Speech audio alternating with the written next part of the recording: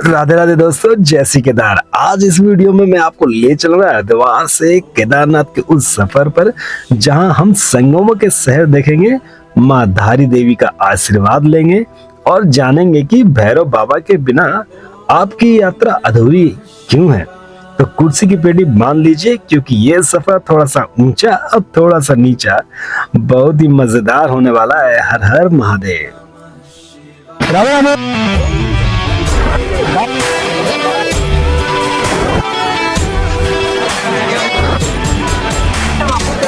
कहते हैं केदारनाथ कोई जाता नहीं, केदारनाथ सिर्फ वो पहुंचता है जिसे महादेव खुद बुलाते।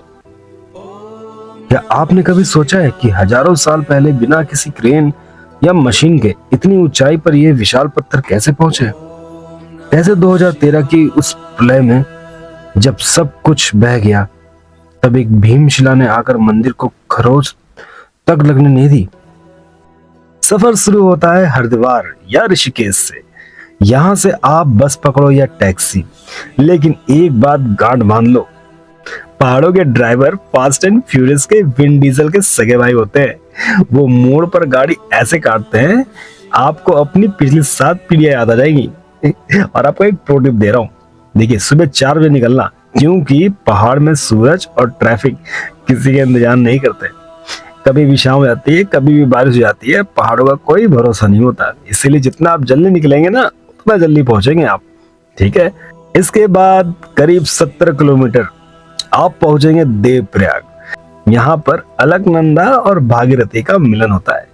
अलकनंदा जो कि सतोपन ग्लेशियर यानी बद्रीनाथ से आती है, और भागीरथी जो गंगोत्री यानी गौमुख ग्लेशियर से आती है।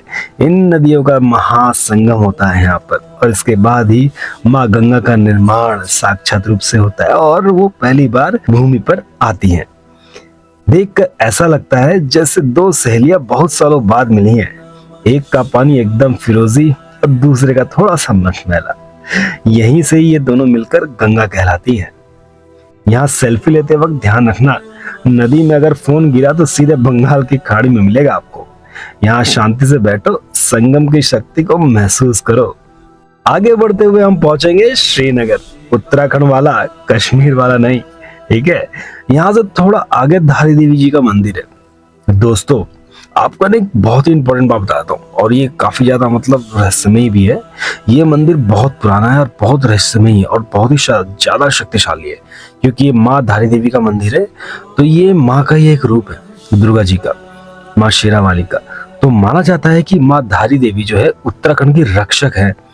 मंदिर के बारे में ये कहा जाता है, यहाँ मूर्ति दिन में 3 बार अपना रूप बदलती है।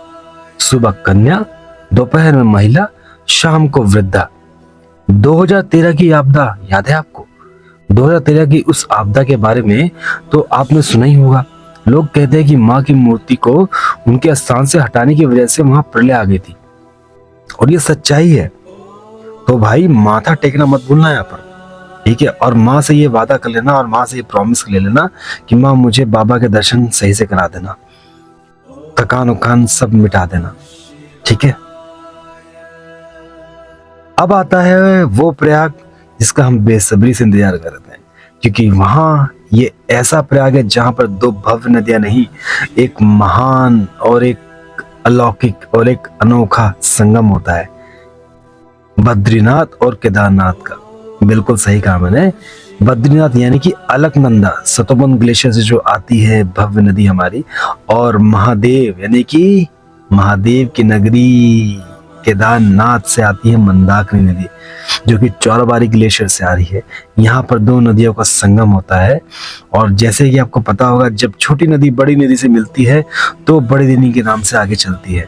तो यहाँ से वो जो मंदाकिनी नदी है, जब अलकनंदा में मिलती है तो अलकनंदा कहलाती है, और आगे जाके वो मिल जाती है देवप्रयाग में।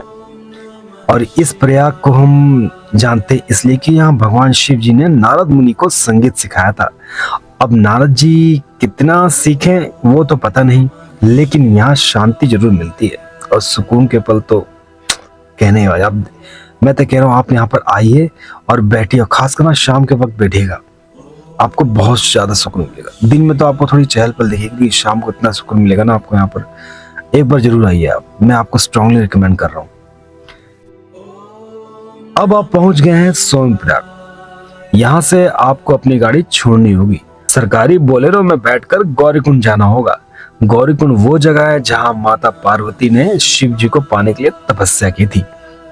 गौरीकुंड में एक गर्म पानी का कुंड है। लोग कहते हैं इसमें नहाने से थकान मिट जाती है, पर सच तो यही है। असली थकान तो इसके बाद शुरू होने वाली है। यहाँ से 16 से 22 किलोमीटर की वो चढ़ाई शुरू होती है जहाँ आप घोड़े वालों से, पिट्ठू वालों से और अपने खुद के घुटनों से मोलभाव करते हैं। रास्ता कठिन है। रास्ते में आपको 3 तरह के लोग मिलेंगे। वो जो जोश में जय भोले चिल्लाते हुए दौड़ रहे हैं और लोग 2 किलोमीटर बाद ऑक्सीजन ढूंढते हैं, और वो लोग जो घोड़े पे बैठकर खतरों के खिलाड़ी बने हुए हैं, और वो जो 500 मीटर पर नींबू पानी पीकर कह रहे हैं बस थोड़ा सा और भाई, बस पहुंचने वाले हैं। एक पॉइंट की बात बताऊं आपको, रामबाड़ा तक का रास्ता तो ठीक है, उसके बाद की जो चढ़ाई है थोड़ी सी कठिन है, लेकिन जब आप थक जाए तो बस सामने दिख रहे बर्फ के ढके हुए पहाड़ को देखना, वो सुकून देंगे आपको और डिस्को करने लग जाएंगे आपके पैर। जैसे पब में थिरकते ना पैर, वैसे ही करेंगे कि बाबा का आशीर्वाद ही ऐसा है। जब सफेद बर्फ की चादर से ढके हुए पहाड़ दिखते हैं ना, तो अलग ही एक आनंद आता है कि नहीं। अब जैसे ही आप बेस कैंप पार करते हैं और मंदिर का पहला नजारा दिखता है ना, कसम महादेव की, सारा दर्द गायब हो जाता है।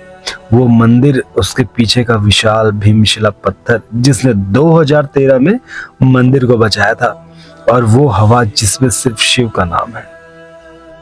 लाइन लंबी हो सकती है, ठंड कड़ाके की होगी, लेकिन जब आप उस शिवलिंग के सामने सिर झुकाएंगे तो लगेगा कि जिंदगी सफल हो गई है। सुनो, एक बात बहुत इंपॉर्टेंट है। अगर आप मंदिर के दर्शन करके सीधे नीचे आ गए हैं तो आपकी यात्रा अधूरी मानी जाएगी। मंदिर से थोड़ा ऊपर चढ़िए, आधे किलोमीटर ऊपर भैरव जी का मंदिर है। भैरव बाबा को इस क्षेत्र का क्षेत्रपाल कहा जाता है, यानी कि गार्डियन कहा जाता है। और सर्दियों में जब मंदिर के कपाट बंद हो जाते हैं तब भैरव बाबा ही इस पूरे इलाके की रक्षा करते हैं। वहां से केदारपुरी का जो नजारा दिखता है भाई, वो तो अल्टीमेट होता है कि नहीं। और आपको दोस्तों मैं ताजा हाल बता दूं केदारनाथ के, क्योंकि केदारनाथ में हो रही है करीब 3-4 दिनों से बर्फबारी इतनी भी नहीं हो रही कि पूरा जम जाए, बर्फबारी हो रही है हल्की फुल्की, और बद्रीनाथ में भी हो रही है बर्फबारी। ज्यादा बर्फबारी नहीं है तो अब घबराइए मत, यात्रा पे कोई असर नहीं पड़ेगा, क्योंकि हमारे जितने भी प्रशासन है वो लगे हैं साफ सफाई में। तो यात्रा अपने टाइम से शुरू होगी, आप निश्चिंत रहिए। तो दोस्तों ये थी केदारनाथ की यात्रा। जाने से पहले कुछ छोटी छोटी बातों का ध्यान जरूर रखिएगा। रजिस्ट्रेशन जरूर करवा लें, ठीक है। रेनकोट साथ में रखें, अपने पर भरोसा रखें, कॉन्फिडेंट रहें, कपूर साथ में रखें, गर्म पानी रख लें, और हो सके तो थोड़ा सा कैश जरूर रखें। कैश बहुत जरूरी है यार, बिना कैश के काम नहीं चलेगा। और हाँ, चैनल को लाइक और सब्सक्राइब जरूर कीजिएगा ताकि इसी तरह की इन्फॉर्मेटिव वीडियो आपको मिलते रहें। तब तक के लिए राधे राधे, मिलते हैं नेक्स्ट वीडियो में। जय श्री केदार दोस्तों।